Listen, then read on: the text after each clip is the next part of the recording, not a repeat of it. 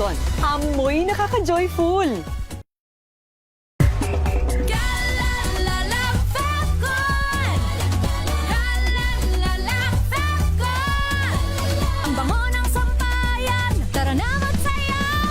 Fabton, amoy nakaka-joyful.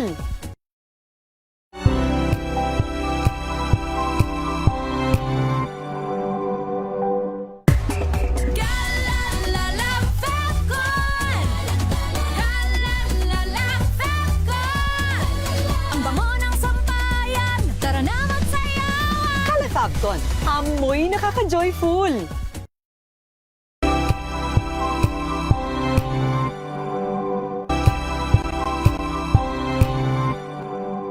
Sa loob ng 86 na taon, DZRH ang naging kaagapay ng mga Pilipino sa balita, sa serbisyo at sa bawat kwento. 86 na taon ng tiwala at sa mga darating pang taon, mas pinalakas at mas pinagtibay para sa Pilipino. DZRH. Una sa Pilipinas, una sa Pilipino. Serbisyong tapat sa'yo, DZRH.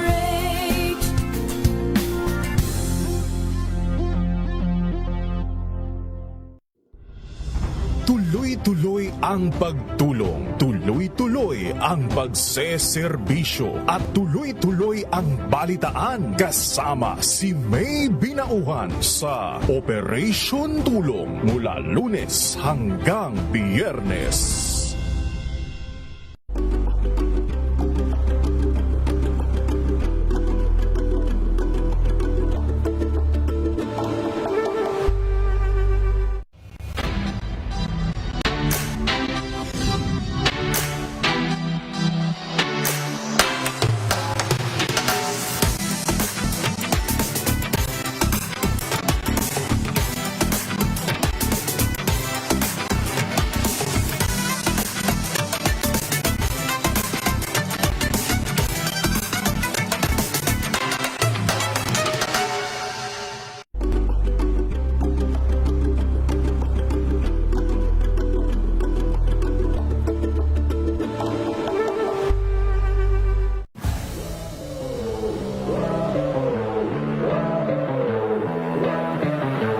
Pressure kasi di mawawala sa sports kahit sa buhay. Pero siguro kung paano mo rin take yung pressure, ano yung sasandalan mo, ano yung panghawakan mo, ano yung mga, siyempre may mga inspirasyon ka, motivation. So yun yung mga sinasandalan ko. Overwhelming, ang daming support, ang daming nagmamahal. Nakakataba ng puso talaga. Naging immature ako pero masabi ko, green flag. Hi guys, ako si Andre Carakut, a professional basketball player. Naglalaro para sa Rain or Shine. Abangan ang aking exclusive interview dito lang sa DZRH TV Matchpoint. Mabuhay ang atletang Pilipino. At yan ang mga latest updates sa mundo ng sports. Para sa MBC TV Network News, ito si Andre Carakut. Una sa Pilipinas, una sa Pilipino.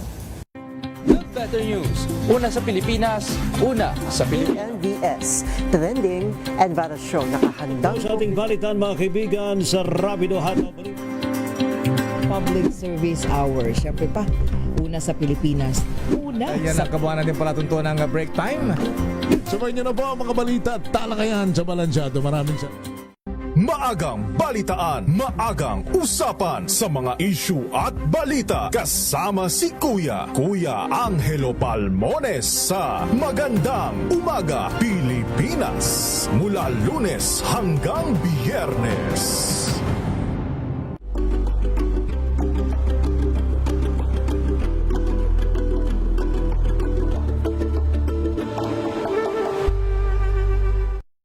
Mga balitang gigising sa inyong umaga. Mga balitang kailangan kailangan mong malaman, mapapakinggan sa ACS Balita sa 2x2 kasama sina Anthony Taberna at Jerry Baha, Lunes hanggang Biyernes.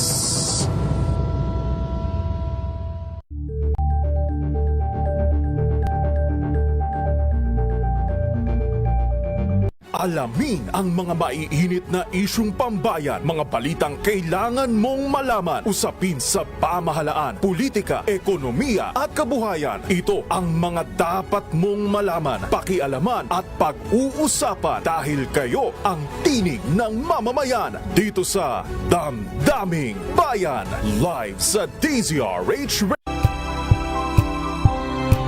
hatid ng DZRH TNT. Tomorrow's News Tonight. Mga balitang binabantayan, mga balitang ayaw tigilan ng intriga, mga balitang patuloy ang pagbabago. Malalaman na tonight with Ray Sibayan, Kisses Habson, TNT. Tomorrow's News Tonight. TNT. Tomorrow's News Tonight. Magandang gabi po Luzon, Visayas, Mindanao sa ating pong Tomorrow's News Tonight.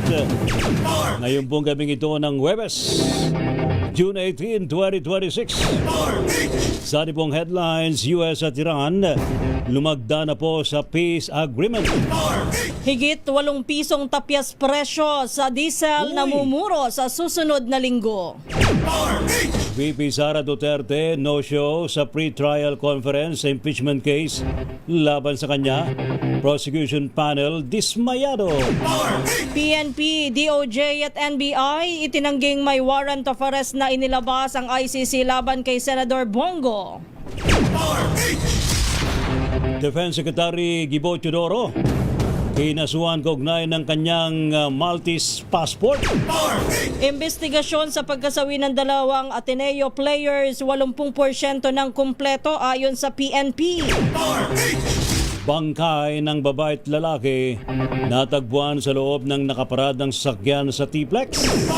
Sa TNT Global News social media account ng mga batang wala pang 15 anyos ipagbabawal sa UAE. Sa sports, Alex Ayala wagi laban kay Donna Vegic na sa Berlin Open. At sa TNT Showbiz, Miss Universe Philippines 2026, Bea Milan Windorski nagpasiklab sa Miss Universe Myanmar pageant. TNT. Tomorrow's News Tonight. Anyo po mga lingkod sa pagbabalita, sina Ray Sibayan At Kisas Habson. para sa DZRH una sa Pilipinas. Una sa Pilipino. TNT. Tomorrow's News Tonight. Sa ating mga balita, pumirma na po ang Amerika at Iran sa kasunduan para mawakasan na ang gyera sa gitnang silangan. Ito po is pamagitan ng Memorandum of Understanding na nilagdaan ni US President Donald J. Trump sa ginanap na dinner kay French President Emmanuel Macron sa Palace of Versailles sa France. Nakapaloob sa dokumentong pagsangayon ng na bawasan ang pagdevelop ng kanilang uranium program kapalit ng benepisyo para sa ekonomiya. Ang paglagda sa peace deal ay kinumpirma din ni Iranian Foreign Ministry spokesman Ismail Bakayel. Sa ilalim po ng kasunduan, tiniyag po ng Washington ng commitment na bawiin ang oil sanctions sa Iran na lumilikha ng pinsala sa ekonomiya. Dahil po sa naturang development, kabilang po sa positibong resulta ang inasang pagbubukas muli ng Strait of Hormuz. Samantala, may nakaambang malakihang tapyas presyo sa produktong petrolyo sa susunod na linggo. Batay sa pagtaya ng oil industry sources, posibleng bumaba ng 8 pesos and 50 centavos ang presyo kada litro ng diesel habang aabot naman sa 4 pesos and 50 centavos sa kada litro ng gasolina. Ngunit ayon po sa Department of Energy, maaari pang magbago ang naturang price adjustment. Sabi pa ng ahensya, ang kasunduan sa pagitan ng US at Iran ay isang mahalagang salik ng muling pagbaba ng presyo ng krudo, bunsod ng muling pagbubukas ng Strait of Hormuz. Malalaman ang pinal na price adjustment sa presyo ng petrolyo sa Lunes at ipinatutupad naman ito tuwing araw ng Martes. TNT Tomorrow's News Tonight. Samantala naman na pagkasunduan ni na Pangulong Ferdinand Marcos Jr. at Russian President Vladimir Putin na palawakin pa ang pagtutulungan sa larangan po ng kalakalan, enerhiya at seguridad sa pagkain ng Russia at Pilipinas. Sa bilateral meeting ng dalawang leader, binigyan din ni Pangulong BBM na mahalagang magkaroon ng regular na konsultasyon ang dalawang bansa para patuloy na matukoy ang mga sektor na dapat palakasin ng kooperasyon. Maging si President Putin ay naniniwala na marami pang pwedeng gawin para mapalawak ang kalakalan ng Pilipinas at Russia, lalo na sa mga produktong agrikultura at energy resources. Ito'y lalo't meron ng umiiral na cooperation mechanisms ang Russia at Pilipinas tulad naman ng Joint Russia-Philippines Commission on Trade and Economic Cooperation na maaaring magsilbing daan para higit pang mapalawak ang ugnayang pang-ekonomiya ng dalawang bansa. Maaari umanong makuha ng Pilipinas ang Russian market sa turismo kung madaragdagan ang biyahe ng mga eroplano patungo sa bansa. Ayon kay Philippine Ambassador to Russia, Igor Bailen, interesado ang mga Russian na bumisita sa Pilipinas. Sabi ni Bailen, gusto ng mga ito ang mga isla at magagandang beach dahil malamig sa kanilang bansa. Sa katunayan, noong nakaraang taon ay nagsimula na ang chartered flight sa Siberian Airline mula Russian Far East patungo ng Kalibo, Aklan. Sa ngayon ay naghihintay pa umano ng development mula sa Civil Aeronautics Board ng Pilipinas kaugnay ng application ng S7 Siberian Airlines para sa direktang biyahe sa Maynila at Cebu. There is the Russian market to be tapped. They are interested and they have the resources because alam po natin na compared to other countries, ang Russians per capita, and this is based on statistics, mas malaki sila gumastos in terms of tourism. So iyan po ay dinedevelop pa natin so that in terms of economic relationship, tourism is a very important part of the economic relationship and there is great potential. Si Philippine Ambassador to Russia, Igor Bailen. TNT Tomorrow's News Tonight. Samantala naman, sinimulan na ng Senate Impeachment Court ang pre-trial conference bilang paganda sa paglilitis kay Vice President Sara Duterte. No-show sa paglilitis ng ikalawang Pangulo, ang pangalawang Pangulo at tanging legal team lamang ang kumatawan sa Vice Presidente na humarap sa House Prosecution Panel. Itinakda naman ang pre-trial conference para matiyak ang maayos sa paglilitis bagong formal na pag-convene ng Senator Judges bilang impeachment court sa July 6. Hindi naman binuksan sa publiko at media ang naturang proceedings. Si VP Sara ay sasalang sa paglilitis dahil naman sa kasong paglabag sa saligang batas, graft and corruption, pagtataksil sa tiwala ng publiko, bribery at iba pang krimen. Hindi seryoso si Vice President Sara Duterte na harapin ang mga alegasyon laban sa kanya patunay ng hindi nito pagdalo sa pre-trial conference kanina sa Senado. Ayon kay House Trial Spokesperson Rene Co, ang mga abogado lamang ng Vice Presidente ang humarap sa kabila ng nauna nitong sinabi na handa siyang humarap sa tamang forum. Sabi ni Co, bagamat hindi pa obligadong humarap ang Vice Presidente, ang personal sana nitong pagpunta kanina ay pagpapakita na handa nitong harapin ang mga alegasyon laban sa kanya. For me, hindi nila sineseryoso ang proseso. Para seryosohin yung proseso, we are looking for independent affirmative defenses. Ibig sabihin po, yung mga sagot na talaga pong nagre-respond sa mga tanong, sa mga alegasyon. Hindi yung simpleng sasabihin yung, hindi po yan totoo, pero hindi po magpo-provide ng counter-answer kung bakit hindi yung totoo. Samantala, inaasahan na hindi matatapos ngayong araw ang marking ng evidence. Kinumpirma din ni Co na nagkaroon ng disagreement sa proposed stipulation kaya pinagsusumiti ng komento ang magkabilang panig. TNT Tomorrow's News Tonight. 19 na minuto na makalipas po ang alas 9 ng gabi sa ating pa rin po mga balita. Pinatasan ng Senate Impeachment Court ng prosecution at ng depensa na magsumite sa June 22 ng kanilang mga komento patungkol sa stipulation process. Ito po sa impeachment case laban kay VP Sara Duterte, habang sa June 25 naman ay submitted for resolution ng usapin. Ito po ay binigay ng update ni House Trial Spokesperson at Lanao del Sur Congressman Zia Lonto Adyong. Sinabi ni Congressman Adyong na kanila pong ikinalulugod ang maayos na pagdaraos ng pre-trial conference. Ipinapakita daw po nito ang impeachment process ay umuusad ng naayon sa rules at nasa tamang constitutional track. Sa pre-trial conference ngayong araw, dumalo ang mayorya sa 11-man House Prosecution Team, kasama naman ng ilang private prosecutor. No-show naman ang mismong pangalawang pangulo na siyang respondent at sa halip ay dumalo para sa kanyang panig ang kanyang defense team. Sa iba pa nating mga balita, isinantabi ng National Bureau of Investigation ang impormasyon na nagpalabas na ng warrant of arrest ang International Criminal Court laban kay Senador Bongo at sa dalawang dating opisyal ng PNP. Ayon kay NBI Director Melvin Matibag, walang natatanggap na anumang official communication ang NBI mula sa ICC tungkol sa nasagap na impormasyon ni Davao City Congressman Pulong Duterte. Sinabi ng opisyal na hindi niya alam kung saan nakuha ng mambabatas ang nabanggit ni report. Nauna nang ibinunyag ni Congressman Pulong na batay umano sa kanyang high reliable source.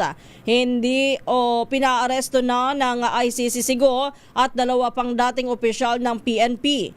Una rito ay sinuwalat ni dating Senador Antonio Trillanes IV na isusunod ng ICC na ipaaresto Sigo dahil umano sa kanyang naging papel sa war on drugs ng Duterte administration na nagresulta sa crimes against humanity. TNT Tomorrow's News Tonight. Wala namang inilalabas daw po na namang kautusan ang liderato ng Philippine National Police sa mga police unit kaugnay ng mga report tungkol sa mga bagong arrest warrant mula sa International Criminal Court ICC. Nilinaw po ni PNP Chief General Jose Melencio Nartates Jr. na wala pang natatanggap na official communication, dokumento o direktibang PNP mula sa alinmang ahensya ng pamahalaan kaugnay ng tinawag niyang mga haka-haka. Ito po ay dahil naman sa pinalutang sa social media ni Davao City Congressman Pulong Duterte na may nilabas manong mandamiento de arresto ang ICC laban kina Senador Bongo at dalawang hindi pinangalan ng dating opisyal ng pulisya. Anbo kay Nartates dahil sa walang official document, hindi pa rin kailangang i-monitor o mag-deploy ng tracker teams para sa sinumang individual. Wala ring natatanggap na anumang opisyal na komunikasyon ng Department of Justice mula sa International Criminal Court o ICC tungkol sa umano'y arrest warrant laban kay Senador Bongo. Yan din po ang kinumpirma ni Justice Spokesperson Polo Martinez matapos nilang beripikahin ang impormasyon sa Philippine Center on Transnational Crimes kaninang umaga. Una nang inilutang ni Davao City 1st District Representative Paulo Duterte ang impormasyon na may warrant of arrest na rin mula sa ICC, sina Senator Bongo at dalawa pang dating pulis.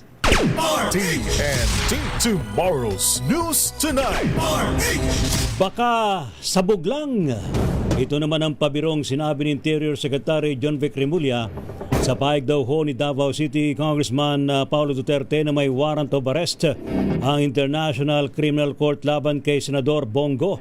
Anbo kay Secretary Remulla pati ang DOJ ay walang natanggap na official communication mula sa ICC. Para sa kalihim, delikado ang naturang pahayag at nang tanungin kung naniniwala siyang may high reliable source din ba si Duterte sa ICC, narito ang kanyang naging sagot. Sa ICC ulit, sorry, may capability ba si Congressman Pulong para magkaroon ng same access? Hindi ko nga alam, baka makasabog yung sinabi niya kasi siya lang nakakita nun. Sa akin wala pa eh. Sabi niya highly reliable source. Baka high lang. Okay, thank you very much. Samantala nilinaw po ng Philippine National Police na wala pang rason para magtakda sila ng task force na aresto sa subject ng haka-haka.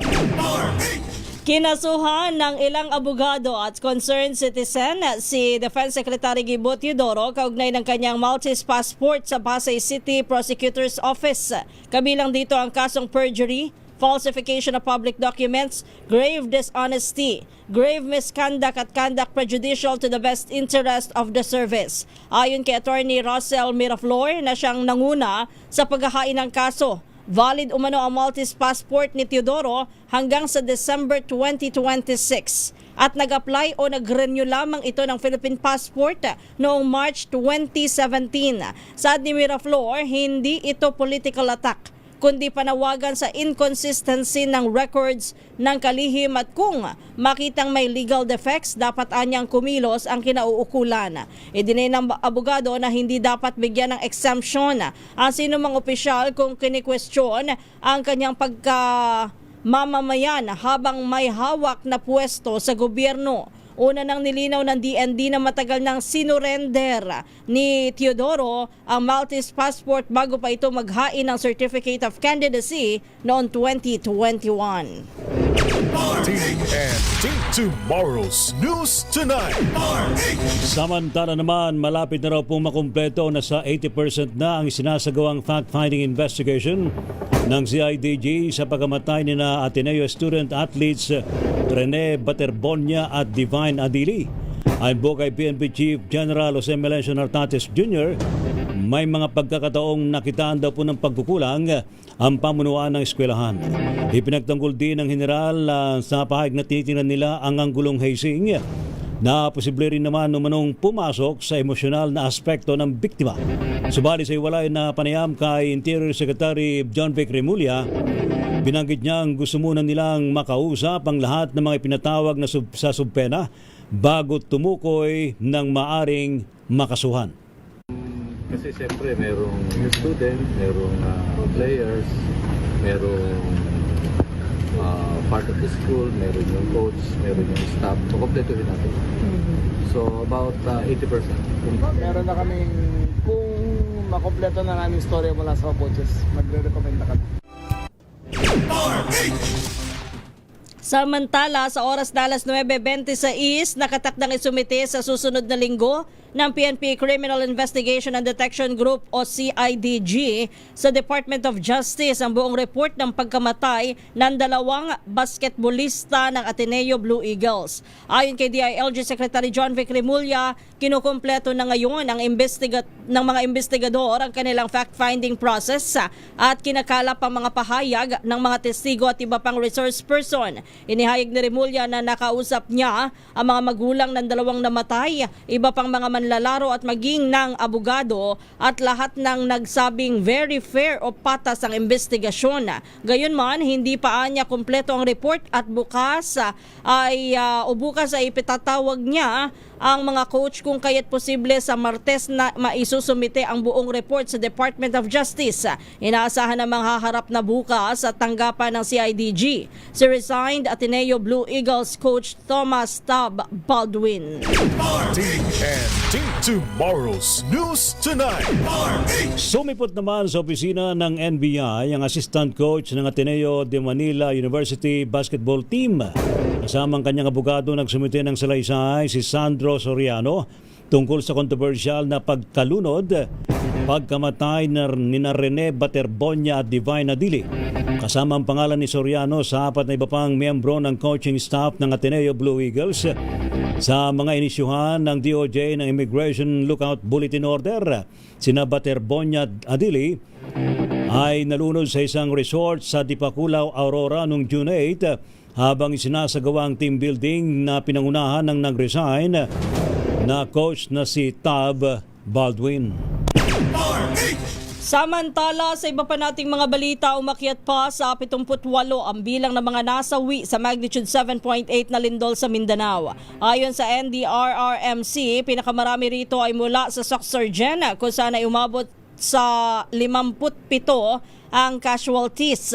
Samantala nasa 1,339 naman ang bilang ng mga nasaktan habang 30 katao naman ang napaulat na nawawala.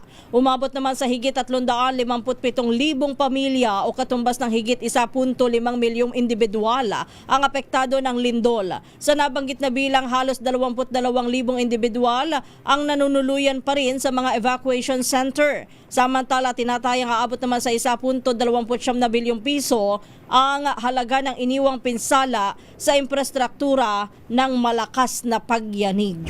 TNT Tomorrow's News Tonight. Umarangkada naman ng sabayang National Earthquake Drill kaninang umaga. Ito po'y nilaukan ng iba't ibang ahensya ng pamahalaan at mga lokal na pamahalaan ng second quarter nationwide simultaneous earthquake drill. Sa panguna po ng Office of the Civil Defense at ng NDRRMC, kasabay ding nag-duck, cover and hold ng mga kawani ng NBI, NIA, iba't ibang mga eskwelahan at pribadong establishmento tulad naman ng isang mall sa Maynila. Una nang binigyan din ni PHIVOX Director Teresito Bacolcol ang kalagahan ng mga naturang earthquake drill kasunod ng magnitude 7.8 na lindol na tumama sa Mindanao. Mahalaga niyang alam ng publiko kung ano ang dapat na gawin sa panahon ng anumang kalamidad sakaling tumama nga po ang The Big One sa Metro Manila. Kasabay ng pagsasagawa ng second quarter nationwide earthquake drill ay ng paglulunsad naman ng Harmonized National Contingency Plan para sa naturang sakuna. Sa ilalim ng sabing plano, sasaklolo ang mga kalapit na rehiyon sa Metro Manila, gitnang Luzon at Calabarzon dahil dito po ay pinakaramdam ang posibleng The Big One. Nakafocus ang exercise sa kahandaan ng telecoms, coordination ng mga unit at command and control sa gitna ng kalamidad. Nilinaw naman ni PHIVOX Director Teresito Bacolcol na walang kinalaman ang Cotabato Trench sa West Valley Fault. Pero mahalaga pa rin niya na may parating sa ating mga kababayan ang kahalagahan ng mga earthquake drills lalo't halos araw-araw ang mga pagyanig dito sa Pilipinas. It's service. Tomorrow's News Tonight. Standby pa rin po sa iba pang mga malalaking mga balita sa Tomorrow's News Tonight. Bangkay daw po ng babae at lalaki. Abay natagpuan daw po sa loob ng isang nakaparadang SUV sa T-Plex. Sa TNT Global News social media account sa mga batang wala pang 15 anyos. Aba, bawal na raw po, ipagbabawal na raw po sa United Arab Emirates. Sa sports, Alex Ayala wagi laban kay Donna Vekic sa Berlin Open. Sa showbiz, Miss Universe Philippines 2026, Bea Milan Widorsky nagpasiklab sa Miss Universe Myanmar pageant. Pilipinas ang oras, alas 9:32 ng gabi. Ang balitang yan ay hatid sa inyo ng Revicon for... Hello, Washi! Laundry day na naman! Yay! Anong meron? Mancha ng chocolate, putik, may libag pa! Kaya natin yan!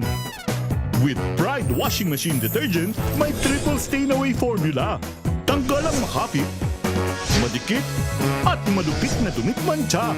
Kaya easy-easy ang labada. Mula noon hanggang ngayon! All you need is pride! All you need is pride! ACS.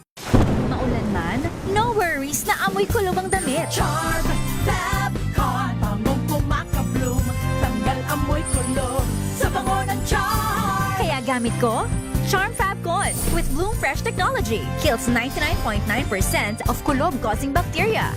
May aroma burst pa of thousands of flowers and berries. Ang sampay sa loob, no amoy kulob. Bangong kumakabloom sa Charm. Charm Fab Con. ACS. Tinesting, sinuri, siniyasan. Ang resulta, super effective ang Shield sa pagpatay ng bakterya at virus. Shield Antibacterial Soap. Believe ang mga eksperto sa Philippine Nurses Association. At si Mami. Tiwala ako sa Shield. Shield Antibacterial Soap. Napatunayang mabisa. Ang mga nurse, tiwala. ACS.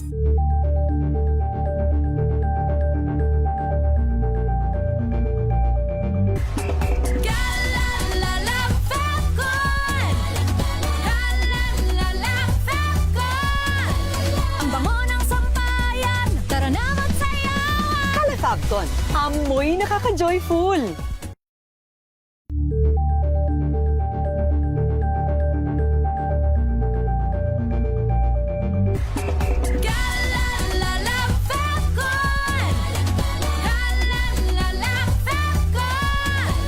Ang bango ng sampayan, tara na magsayawan. Calefacton, amoy nakaka-joyful.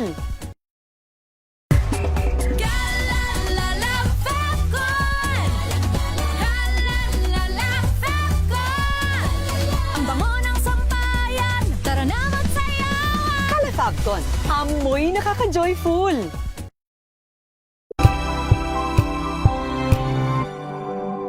Sa loob ng 86 na taon, DZRH ang naging kaagapay ng mga Pilipino sa balita, sa serbisyo at sa bawat kwento. 86 na taon ng tiwala at sa mga darating pang taon, mas pinalakas at mas pinagtibay para sa Pilipino. DZRH, una sa Pilipinas, una sa Pilipino. Serbisyong tapat sa'yo, DZRH.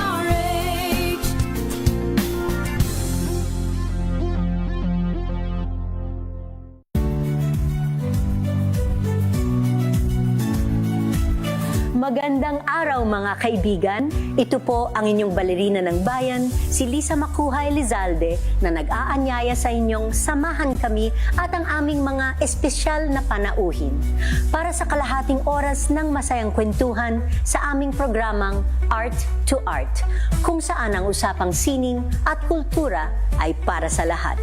Huwag kaliligtaan, tuwing linggo, alas 3:30 ng hapon, dito lamang sa DZRH Radio, DZRH TV, at via online streaming. Samahan niyo po ako hanggang 7:30 ng gabi. DZRH Usapang Liga. Magandang gabi Pilipinas, Metro and Mega Manila, nas extension sa DZRH at RHT. Naray si Bayan. At Kisses Hubson. Para sa DZRH, una sa Pilipinas. Una sa Pilipino. We've got you covered. From the hottest hits, exclusive interviews, kilig to the bones fan meet experience, and hataw performances of your favorite stars. Saturdays, 12 noon, dito lang sa DZRH TV.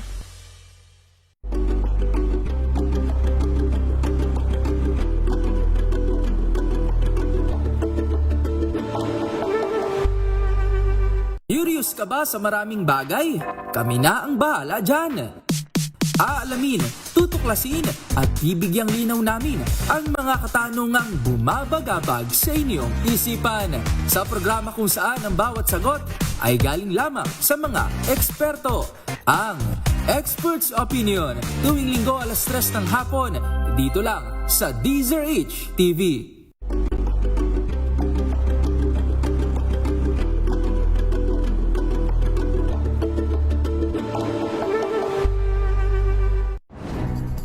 Good vibes ang hanap mo?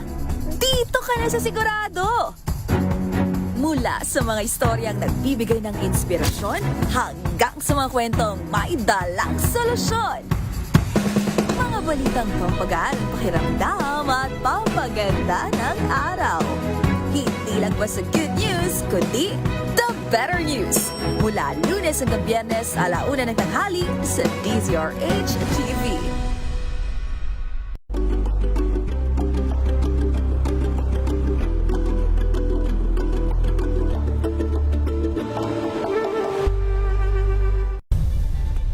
Nagsimula sa pangarap hanggang sa maabot ang tagumpay. Iba't ibang kwento, iba't ibang mukha ng atletang Pilipino. Mas pinatindi, mas pinalakas, at mas pinaaksyon sa Match Point tuwing Sabado, 12:30 ng tanghali sa DZRH TV.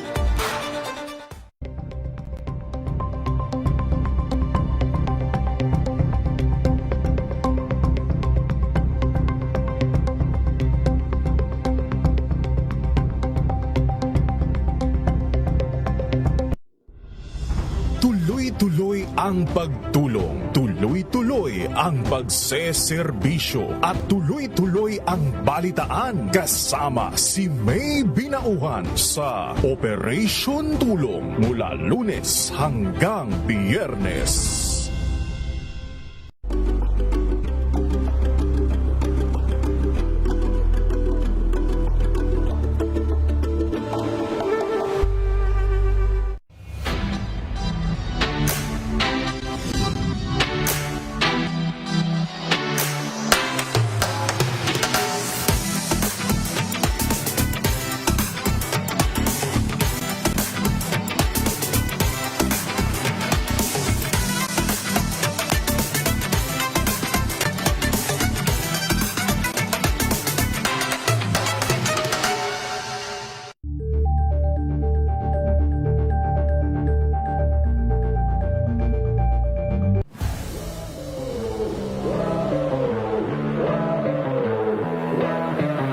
Yung pressure kasi hindi mawawala sa sports kahit sa buhay. Pero siguro kung paano mo rin take yung pressure. Ano yung sasandalan mo, ano yung panghahawakan mo, ano yung mga, siyempre may mga inspirasyon ka, motivation. So yun yung mga sinasandalan ko. Overwhelming, ang daming support, Maro's News Tonight. Ang niyo pa rin po mga lingkod, sina Ray Sibayan At Kisas Habson. para sa DZRH, una sa Pilipinas. Una sa Pilipino. Standby Edniel, Nochet, Edwin. Sari pa rin po mga balita. Nababahala daw po ang pambansang pulisya sa mga dumaraming kaso ng mga nagpapakilalang tauhan ng Department of Public Works and Highways DPWH. Ayon po kay PNP Chief General Jose Melencio Nartates Jr., karamihan daw po sa mga nagpapakilala ay para makakuha umano ng proyekto sa mga maliliit na komunidad. Nagugat ng kanilang pagkabahala sa kaso ng dalawang babae na muli nagsasagawa ng inspeksyon sa Davao City Office. Subalit, ayon po sa CIDG at DPWH Central Office na hindi nila tauhan ang naturang dalawang babae. Bagaman walang naibigay na datos ang ahensya, tinagpo ng PNP na naipag-ugnayan na sila sa iba pang law enforcement agencies laban sa mga ganitong modus. Pinabibilis ng Commission on Higher Education ang pagbibigay ng tulong pinansyal sa mga estudyanteng naapektuhan ng malakas na lindol sa Mindanao. Alinsunod dito sa direktiba ni Pangulong Bongbong Marcos Jr. na ibigay ang lahat ng tulong para mabilis na makabangon ng mga naapektuhang residente. Nito lamang June 13 sa bayang binigyan ng CHED ang higit 1,300 beneficiaries nito sa General Santos City, Tacurong City, Coronadal City at iba pang munisipalidad. Inaasahang ibibigay ng komisyon ang 764 na milyong piso na grants sa halos 70,000 benepisaryo sa buong Soc-Sargen. TNT Tomorrow's News Tonight. Samantala naman, yun daw pong reklamo laban kay Defense Secretary Gibo Teodoro. Abay, mistula daw pong fishing expedition dahil po sa kawalan ng ebidensya. Ating alamin sa report ni RH52 Edniel Parosa. Edniel. Minaliit ng Department of National Defense ang reklamong inihain ng ilang individual kaugnay ng dating multi-citizenship ni Secretary Gilberto Teodoro Jr. Ayon kay DND Assistant Secretary Eric D., kapansin-pansing ipinapasa lamang ng complainant sa Estado ang burden of proof sa kanilang sariling alegasyon. Saad ng DND official, mistula itong fishing expedition pero hindi ganito gumagana ang sistema ng hustisya. Sa hiwalay na panayam ng DZRH noon pang Hulyo ng nakarang taon, pinabulaanan na ni Teodoro ang isyong tinawag niya bilang smear campaign at hindi lamang basta fake news. Paliwanag ng kalihim, bago pa man siya nag-file ng kandidatura noong 2021 para sa 2022 elections, na-renounce na niya ang pasaporte. Sa katunayan, ina-confirm naman siya sa posisyon bilang DND Secretary. Lumutang ang panibagong abogadong complainant sa Pasay City Prosecutor's Office kanina upang questionin ang umano'y inconsistencies sa pag-aari noon ni Teodoro na Maltese passport. Sumulpot sila. Ilang araw lamang makaraan namang pumutok ang sanctions ng China laban sa opisyal. Sa kabila ng mga ito, nararatiling suportado ng Armed Forces of the Philippines, ang Philippines Defense Chief. Ako si Edniel Parosa, DZRH. Una sa Pilipinas, una sa Pilipino. Maraming salamat, Edniel. Samantala, lalaking nag-claim ng 2 parcels na may lamang illegal na droga na aresto daw po sa Pasay City. Ibalita mo yan, RH27 o Che Kakas. Ay Ray, aabot sa 3.4 bilyong piso halaga ng shabu ang nakumpiska sa 2 parcel sa lungsod ng Pasay. Arestado naman ang 28 anyos na umano'y consignee at nag-claim ng 2 parsela. Nakadeklarang children memory toy at mystery gift pack ang packages na tumitimbang ng 505 grams ng umano'y shabu. Nabuking ang kontrabando ng Madetec sa cargo screening procedures, kabilang ang X-ray examination na isinagawa ng Bureau of Customs sa personnel at K9 inspection ng PDEA. Una nang sinabi ni PNP ABSI Group Director Brigadier General Dionisio Bartolome ang pinaigting laban sa illegal drugs sa lahat ng airport sa bansa. Samantala, pinol out na ng Marikina City Police ang tuniladang expired na assorted frozen meat na nakaimbak sa isang bodega sa Barangay Tanyong sa lungsod ng Marikina. Kasunod ito ng inilabas na order ng korte na disposal of agricultural products. Ayon kay Marikina City Chief of Police Colonel Jenny Dixon, ito yung mga frozen meat na expired na kamakailan na kumpiska ng naturang o ng National Meat Inspection Service dahil sa mga paglabag. Itinapo na sa sanitary landfill sa San Mateo, Rizal ang mga nangangamoy ng karne para maiwasan ang possible hazards at environmental contamination. Aristo 7, Noche Kakas, DCRH, una sa Pilipinas, una sa Pilipino. Thank you, Noche Kakas. Samantala naman, bagong talagang direktor ng Northern Police District, abay sorpresa daw pong nag-ikot sa Malabon Police Station. Sa ating alamin sa report ni RH23, Edwin Duque. Edwin. Tama na kay Ray upang matiyak ng bagong direktor ng Northern Police District na matutupad ang kanilang kampanin sa buong Kamanaba. Sorpresa nagtong ito ngayong gabi sa Malabon Police Station kung saan ay nagkaroon na ganito ng First Command meeting. Itong si Brigadier General Jenner Capili. Kasamang command group at ang district staff at mga opisyal na napagkalungsod. Sa kanyang pagbisita ay kinalakay agad ang kahalagaan ng trabaho ng isang pulis na may kaugnayan pa rin sa customary activity sa PNP at dalawin ay mga accomplishment, moral at welfare ng mga personnel ng isang o bawat unit. Pinuri naman ito ang bagong talagang chief of police din ng Malabon na si Police Colonel Kevin Vision na nagsa dito para magparang ang kanyang trabaho bilang opisyal ng Lungsod ng Malabon. Sa ngayon na kayo ay wala ng mga palatandang pagbulat dahil hindi na alas na pagbulat sa Bangko ng Kamanaba kung saan ay pagsuhandin mga talagang pagbulat na ang Malabon at Kamanaba na yung mga nakatira sa gilid ng Castilian River ay laban sa ating alerto. Lalo pa sunod-sunod ay paglagi mataas ang tubig sa Manilagay dahil na sa high tide.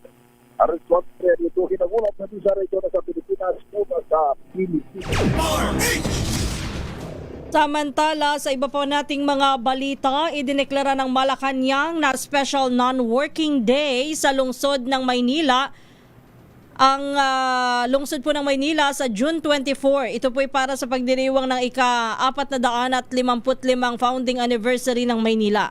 Batay sa Proclamation number 1320, deklaradong walang pasok sa June 24 sa Maynila para magkaroon ng sapat na panahon ng mga Manilenyo na makapagdiwang sa naturang araw. Pirmado ni Executive Secretary Ralph Recto ang proklamasyon noong June 16, notorisado ni Pangulong Ferdinand Marcos Jr. So sa susunod na linggo yun, ano, Lakay? June 24. June 24. Sabay to sa Miyerkules. Sabay to sa San Juan.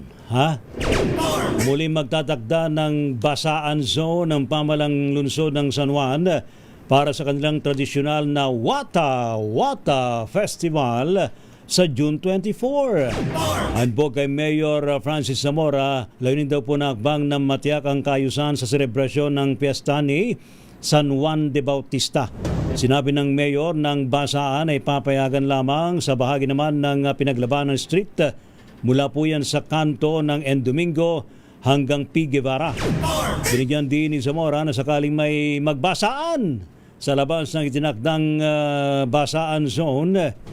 Nako, may rereklamo kayo ha. Pwede raw kayo magmulta ng 5,000 piso. Kapag maling lugar ang pagbabasaan. Pag nabasa ka dun sa hindi sa basaan na zone, ano ha? At pwede pa raw makulong, ha? Kasi marami na nagre-reklamo dyan. dyan. Lalo yung mapasok sa trabaho. Oo, masaya naman talaga. Kaya lang hindi lahat naman kasi nagdiriwang. Yung iba ay napapadaan lang. Saka yun tama. Dapat meron talagang isang lugar na pwede magbasaan, ano ha? Ang pagtatakda daw po ng basaan zone ay pinatupad din sa nakalipas sa selebrasyon ng piyesta ni San Juan de Bautista noong taong 2025. RH Weather News. Alamin nga muna natin ang magiging kalagayan ng panahon, lalo na bukas, araw ng Biyernes.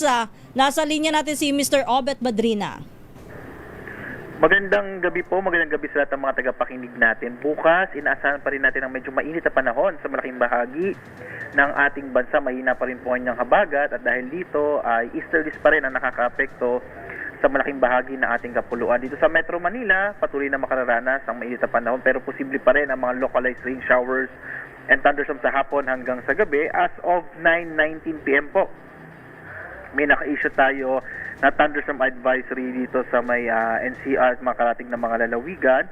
Sa ngayon po nakararanas ng mga malalakas na mga pag-ulan, katamtaman hanggang sa malakas na mga pag-ulan ng bahagi ng Cavite, Batangas, Nueva Ecija, Pampanga, Laguna at Rizal na maaaring magtagal ng hanggang mamaya pong alas 11. May mga pag-ulan ding nararanasan silang bahagi po ng Zambales at Quezon na maaaring magtagal hanggang alas 11 po ng gabi. Ito po yung mga localized thunderstorm na tumatagal ng mga 1 hanggang 2 oras lamang. Samantala, patuloy pa rin yung pagmamonitor natin sa isa pong low pressure area na nasa labas pa ng PAR, ng Philippine Area of Responsibility. Posible po itong maging bagyo by tomorrow, araw ng Biyernes or Sabado, at posible rin pumasok ng Philippine Area of Responsibility this weekend. Sa ngayon po, maliit pa rin yung posibilidad na ito tumama sa kalupaan, pero hindi inaalis yung potential na ito ay magpalakas ng habagat next week. So patuloy pa rin mo monitor itong LPA na sa ngayon po wala pa namang epekto sa ating bansa. So, Sir Obet, itong bagyo LPA sa labas ng bansa, ano na yung chance niya? High chance na ba siya ng pagpasok? High chance po na mabuo, no? Na maging isa pong bagyo. Sa ngayon din po ay mataas din yung posibilidad na pumasok ito ng Philippine Area of Responsibility ngayong weekend po. Okay. Pero itong nararanasan nating humidity nitong mga nakalipas na araw, sir, ito ba masasabi na ito yung tinatawag natin na monsoon break? Opo, tayo po ngayon naka-monsoon break pero inaasahan nga po natin this coming weekend hanggang early next week ay posible po magkahabagat po ulit. So mapuputol na yon. Okay, maraming salamat, Sir Obet. Maraming salamat po, magandang gabi. Thank you, Sir Obet Badrina mula po sa Pag-asa. TNT Top News Trending Worldwide. Ano yan, partner? Ito yung sa dalawang natagpuang patay dyan sa may T-Plex. Sige nga. Iniimbestigahan na ng Tarlac Provincial Police Office ang dalawang bangkay na natagpuan sa loob ng isang nakahintong sasakyan sa may kahabaan ng Tarlac, Pangasinan, La Union Expressway. Batay po sa ulat, nakita ang naturang sasakyan sa southbound segment ng T-Plex sa Barangay San Francisco sa bayan ng Victoria sa Tarlac. Tumanggi naman ang pulisya na magbigay ng iba pang detalye, ngunit tiniyak na nagpapatuloy ang malalimang investigasyon hinggil dito. Git ng otoridad, agad silang maglalabas ng update oras na magkaroon ng progress sa ginagawang pagsisiyasat at pinaalalahanan ng publiko na maniwala lamang sa mga opisyal na pahayag mula sa PNP at iba pang kaukulang ahensya. Ang pinakahuling update ay mag-asawa daw ito eh. Oy, bakit sila namatay? Yun ang aalamin natin at ng PNP. TNT Top News Trending Worldwide. Sa pong TNT Global News social media accounts sa mga batang wala pang 15 anyos, ipagbabawal na raw po sa United Arab Emirates. Report mula kay Wina Pearl Hesoro. Miss Wina. Nagtakda ang United Arab Emirates na minimum na edad 15 years old para sa paggamit ng social media. Sa ilalim ng bagong kautusan, hindi na maaaring gumamit, gumawa o magpatakbo ng personal social media account ang mga batang wala pang edad 15 years old.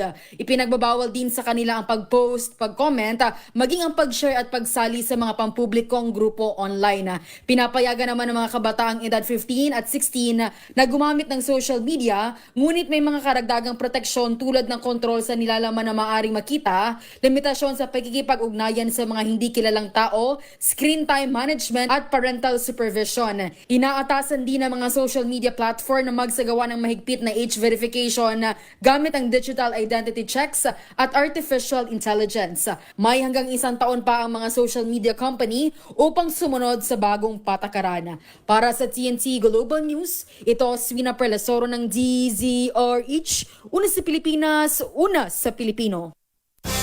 TNT Sports and Games. Sa atin naman TNT Sports, Alex Ayala wagi laban kay Donna Vekic sa Berlin Open. Ibalita mo yan kay Kyle Bulyas. Pasok na sa round of 16 ng WTA 500 Berlin Open ang Pinay tennis sensation na si Alex Ayala. Ito ay matapos niyang mapataob sa first round ang Queen's Club champion na si Donna Vekic sa scores na 7-5, 6-4. Nakatulong sa kanyang laban ang kanyang husay sa service line kung saan nakakuha siya ng 8 aces. Dahil dito, sunod nitong makakatapat si world number 2 Elina Rybakina. Bago ang kanyang Berlin stint, matatanda ang nakuha ni Ayala ang championship title sa Birmingham Open, dahilan para sumampa siya sa rank number 33 sa world rankings. Para sa TNT Sports, ito si Kyle Bulyas ng DZRH. Una sa Pilipinas, una sa Pilipino. Thank you. Salamat, Kyle Bulyas. Sa atin namang showbiz, Miss Universe Philippines 2026, Bea Milan Windorski, nagpasiklab daw po sa Miss Universe Myanmar pageant. Ibalita mo nga yan, Don Carlos. Don. Naggulat si Miss Universe Philippines 2026 Bea Milan Windorski nang bigla siyang makatanggap ng award sa Coronation Night ng Miss Universe Myanmar kagabi. Natanggap ni Bea ang Best Fashion Award para sa female category nang lumapag ito sa Yangon, Myanmar bilang special guest. Suot ng ating reigning queen ang burnt orange gown at may pasilip pa ito sa kanyang pasarela nang tanggapin ang award. Kasama ni Bea si Miss Universe 2025 third runner-up at ang nagpasa sa kanya ng corona na si Maria Tisa Manalo na bilang judge naman sa naturang pageant. At yan ang trending na balita para sa TNT Showbiz. Ito si Don Carlos ng DZRH, una sa Pilipinas, una sa Pilipino. TNT Tomorrow's News Tonight. Salamat to sa matumutok po sa ating balitaan sa Tomorrow's News Tonight. Ngayon pong gabing ito ng Webes.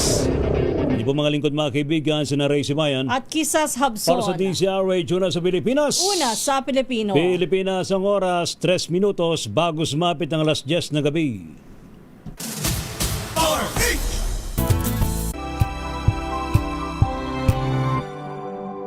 Sa loob ng 86 na taon, DZRH ang naging kaagapay ng mga Pilipino sa balita, sa serbisyo at sa bawat